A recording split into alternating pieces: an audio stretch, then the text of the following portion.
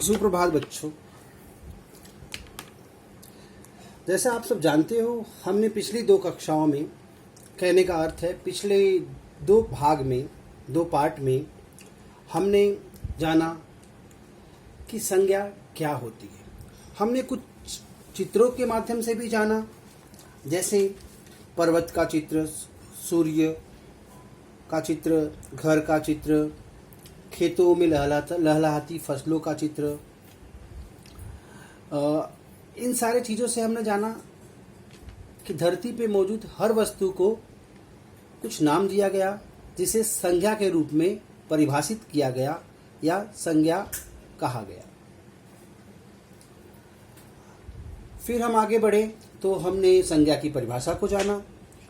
परिभाषा के आधार पर व्यक्तियों के नाम, वस्तुओं के नाम, प्राणियों के नाम, गुणों के नाम, भावों के नाम, दशा व अवस्थाओं के नाम को संज्ञा कहते हैं, इसको जाना।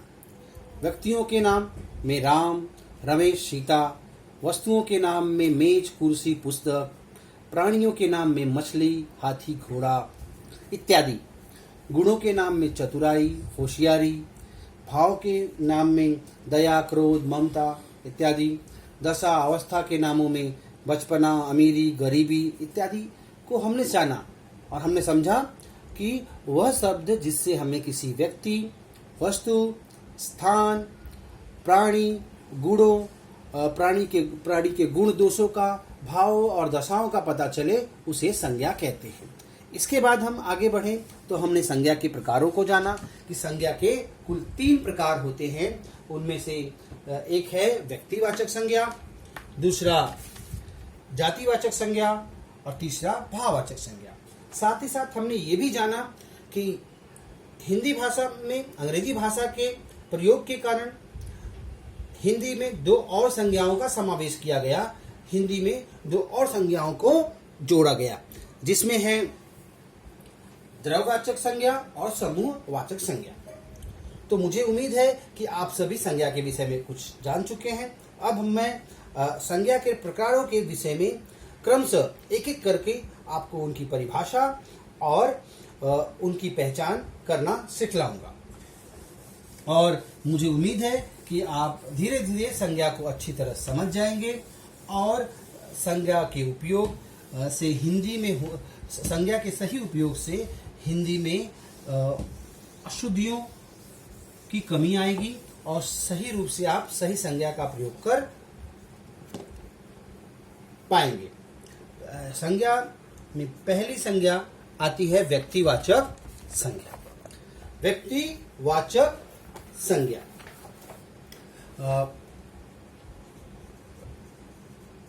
व्यक्तिवाचक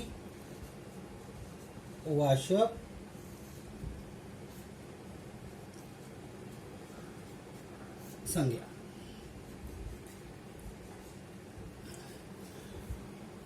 व्यक्तिवाचक संज्ञा की परिभाषा बताने से पहले मैं आपको बताना चाहूंगा, वाचक शब्द का अर्थ होता है बताने वाला। यहाँ व्यक्ति शब्द और वाचक 2 शब्दों के मेल से शब्द बना है व्यक्तिवाचक। वाचक शब्द का अर्थ है बताने वाला, किसी व्यक्ति या प्राणी, पर यहाँ किसी विशेष व्यक्ति, किसी विशेष प्राणी के नाम को बताने वाले शब्द को व्यक्तिवाचक संज्ञा कहते हैं। आसान शब्दों में कहें तो किसी एक व्यक्ति, किसी एक वस्तु, किसी एक स्थान के विषय में बताने वाले शब्द को व्यक्तिवाचक संज्ञा कहते हैं।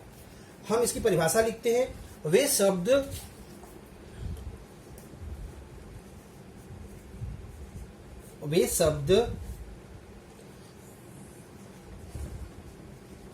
जो किसी विशेष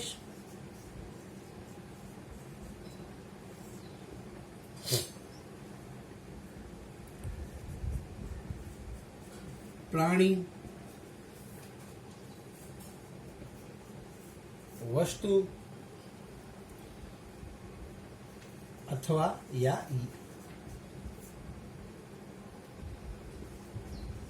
स्थान का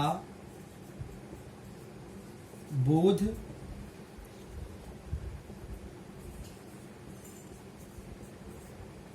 कराते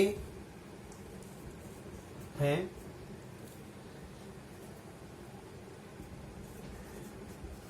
व्यक्ति वाचक संज्ञा कहलाते हैं। कहने का अर्थ है विशेष व्यक्ति, विशेष प्राणी, विशेष वस्तु, विशेष स्थान। प्राणी में इंसान भी आता है, तो किसी प्राणी का हो या कोई विशेष स्थान हो, सारे के विषय में बताने वाले शब्द को व्यक्तिवाचक संज्ञा कहते हैं। मुझे लगता है कि इसको थोड़ा आसान करने के लिए मैं कुछ उदाहरणों द्वारा समझाऊंगा। जैसे कि हमने चित्र में उदाहरण देखा था, या व्यक्तियों के नामों में हमने उदाहरण देखा था। तो व्यक्तियों के नामों में हमने देखा था, मैंने कुछ नाम लिखवाए थे, जैसे रमेश, राम, सीता, रौनक इत्यादि। अब इन्हें हम वाक्य के उदाहरणों द्वारा समझेंगे कि व्यक्तिवाचक संज्ञा किस प्रकार से पहचान की जाती है। पहला उदाहरण है,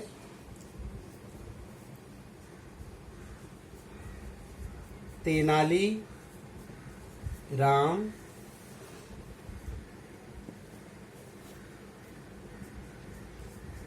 तेनाली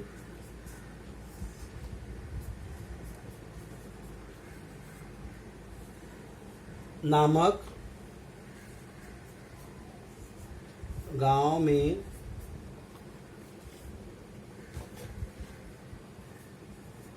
रहते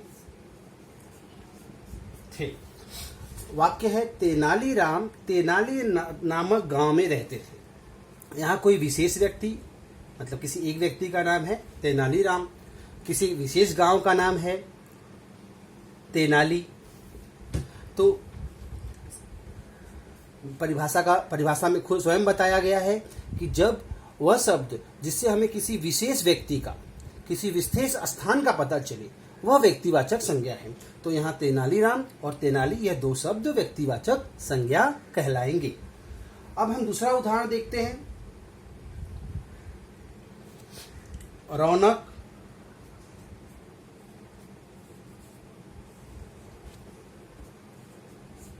दिल्ली में रहता था। यहाँ रौनक कोई विशेष व्यक्ति है, दिल्ली एक विशेष स्थान है। तो यहाँ भी हमने जाना किसी विशेष व्यक्ति या किसी विशेष स्थान के विषय में बताने वाले शब्द को व्यक्तिवाचक संज्ञा कहते हैं। आखिरी उदाहरण हम लेंगे, रमेश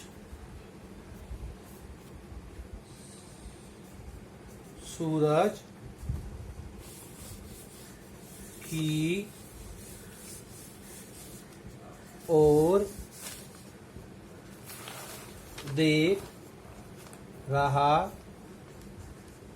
था।